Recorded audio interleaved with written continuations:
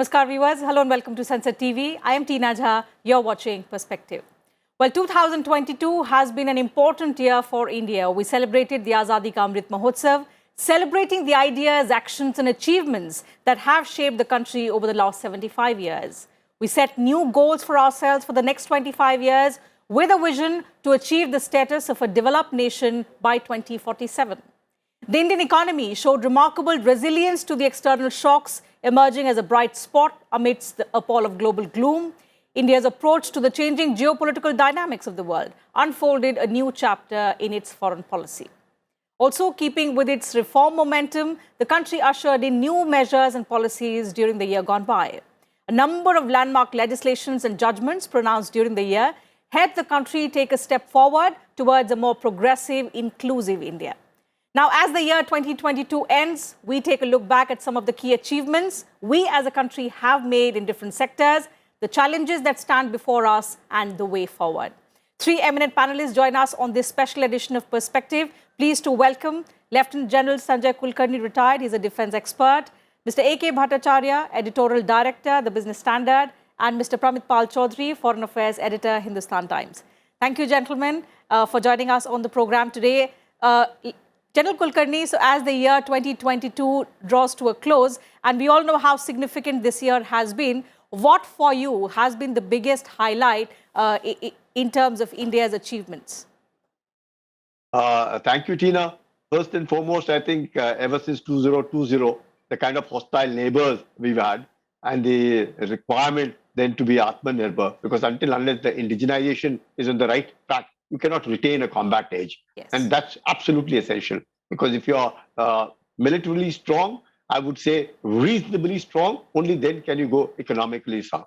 Otherwise, you will find the aim of China is always and every time would be to ensure to weaken India. You said 2047 is our target. So is China's 2049. So if that is where it is, and that is why you find the Chinese are not allowing and would not allow, the whole aim would be how to balance India, how to retain that combat edge vis-a-vis India, and obviously for China, the United States. But notwithstanding the kind of hostile neighbor, volatile neighbors, and the kind of thing that we're seeing along East Ladakh, we've seen just now what's happened at Yangtze. If that all has to be seen, now you see what's happened at Yangtze, year-end almost. What does that indicate? That indicates the kind of strength, indicates the confidence and the desire to be able to see into the eye of the enemy and be able to tell him no more and just no more. That's the red line. If that itself is, we can retain it, I think that's a real big achievement. Because let's not forget, China is militarily strong. China has a definite advantage over the comprehensive national power. China is a $19 trillion economy. China is competing with the United States. But then China knows India is not what it thinks it is. India is far more different. And in that context, I think, in terms of defense industries are concerned, corporatization of the OAB is concerned, the kind of, the MSME factories are concerned, the two defense corridors are concerned, the kind of, you see 24 proposals, AON passed this time of the 84,000 crores, almost plus 82,000 crore, 97.4% we expect indigenization. Over a period of time, 411 items removed from the import list. And this has been going on slowly and steadily, over 50,000 crores in 2021. Then you 2021, 22, you find another 67%. All this leading from 50,000 crores, 70,000 crores, now over 82,000 crores indigenization. What does that indicate? The strength of the economy, the availability to absorb technology, the availability, the desire to do something which is within India. I think that's the combat edge, because if you have to deter, you have to defend, and if we have to destroy, then we must be Atmanirbhar. And that is where I think we're on the right track.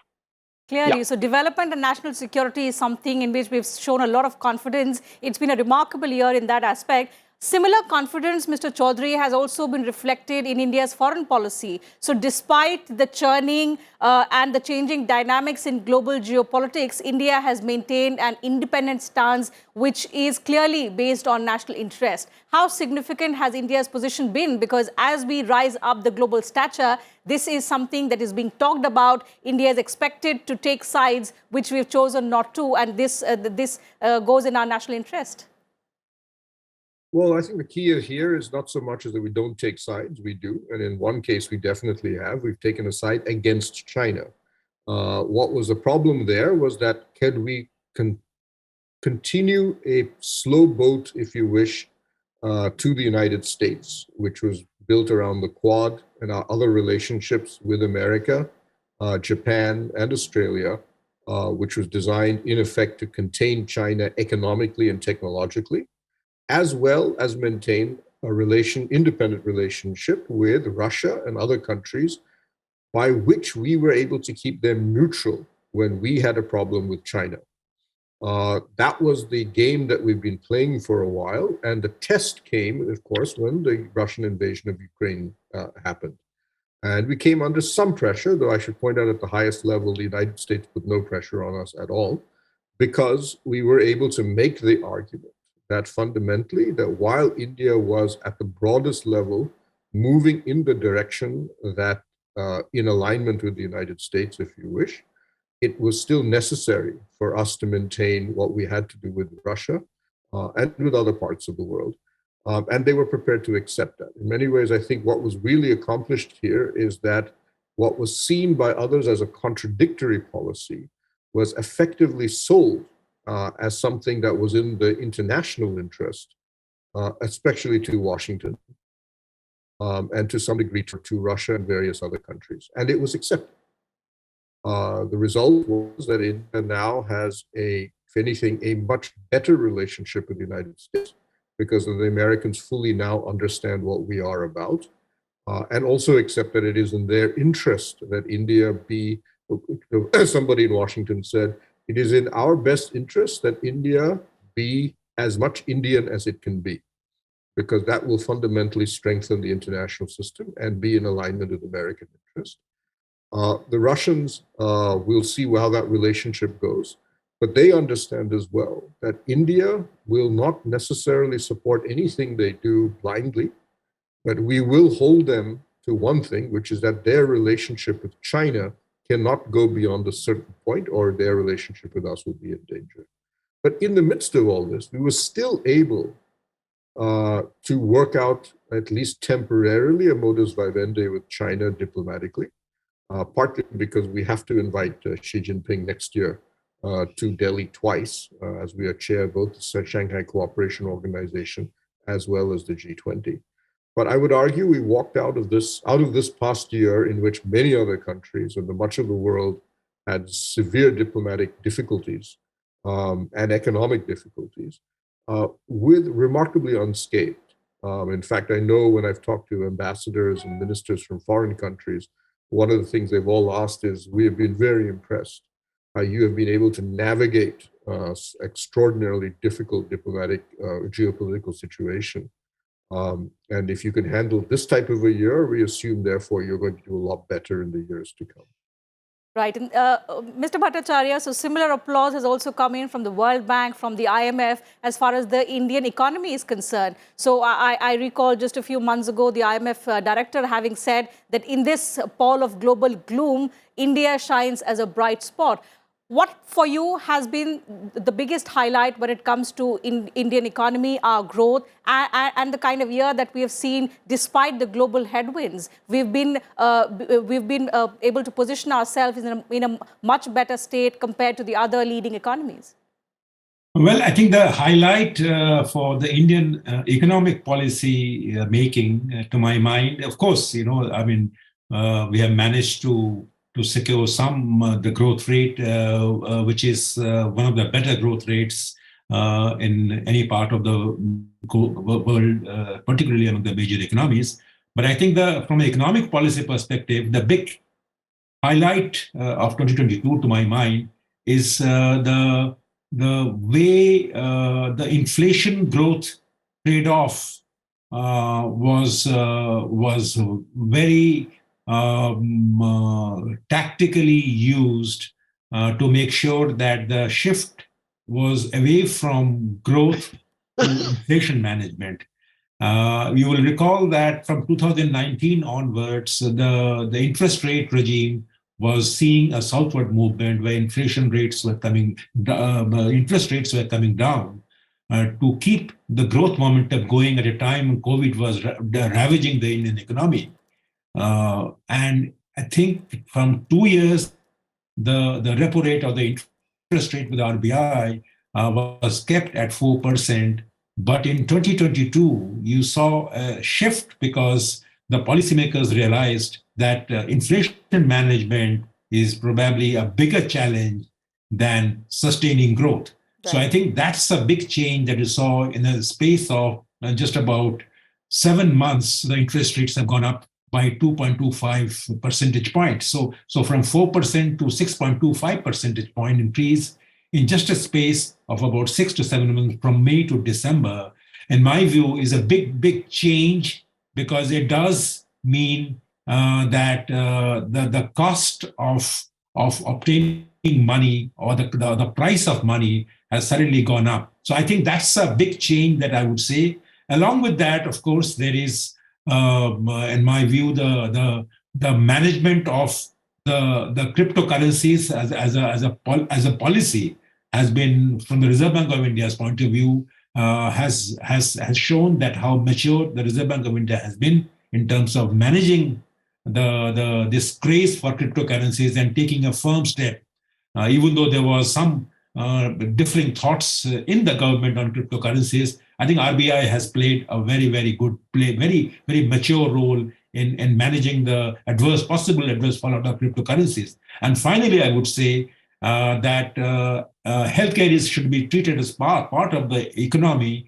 And I think the vaccination rollout in 2022 saw a new high, and it helped the economy to come out of the induced COVID-induced slowdown in the economy. With the successful rollout of the vaccination policy, I think the Indian economy was aided to a great extent.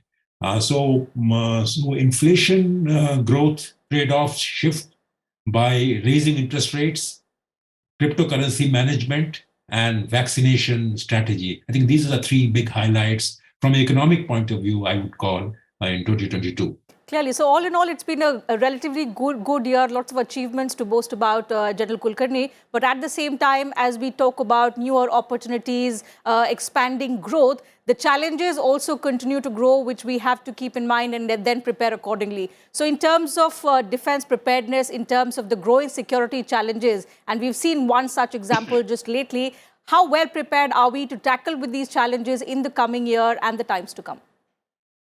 Definitely. It's absolutely challenging. There's no denying the fact. Modernization is not an easy thing. It takes a lot of time. Capacity building takes time. It takes years to build capacity. It will be able to take years to adapt to the equipment that you intend to either manufacture yourself or import, for that matter. And even absorb technologies. It's not so easy. But notwithstanding that, I think the ability to ensure and to deter, because that is what is very important. Now, because Pakistan, over a period of time, you realize, has almost become a surrogate state of China. So you have two hostile neighbors, and two hostile neighbors in a very different kind of an environment.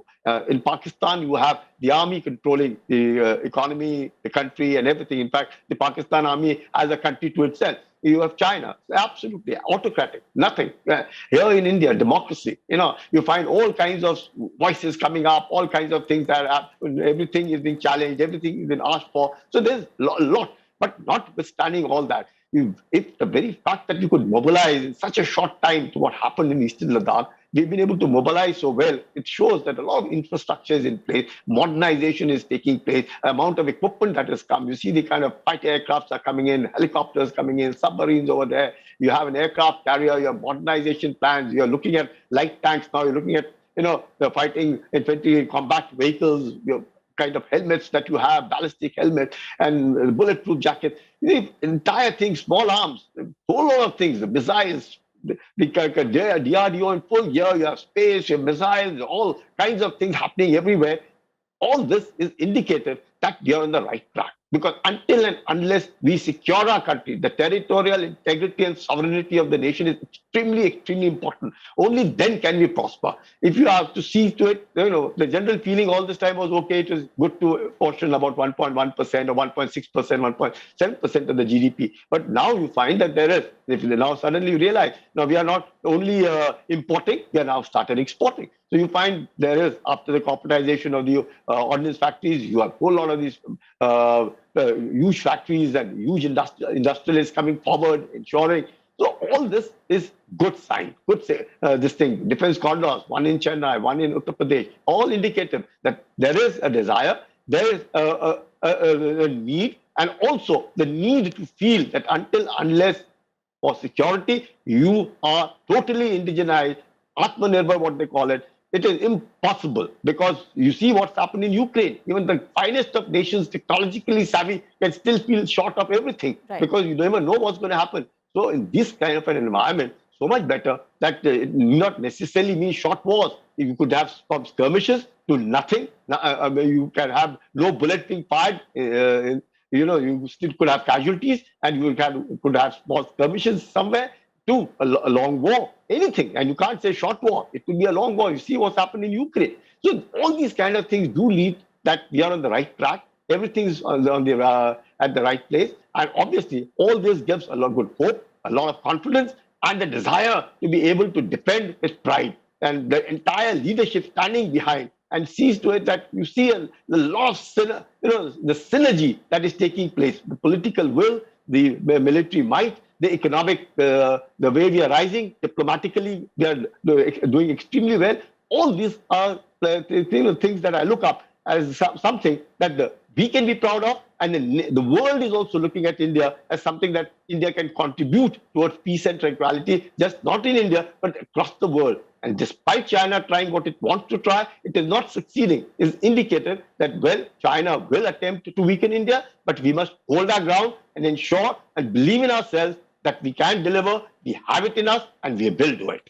Clearly, taking on from what you said, the world is looking at India today, Mr. Chaudhary. The fact that we've taken over the G20 presidency, especially relatively at a very difficult time in terms of geopolitics and also the economic conditions that major economies of the world are going through. The fact that these expectations also pose certain challenges for us. What are going to be India's focus areas, and how do we intend to deal with these challenges that stand before us?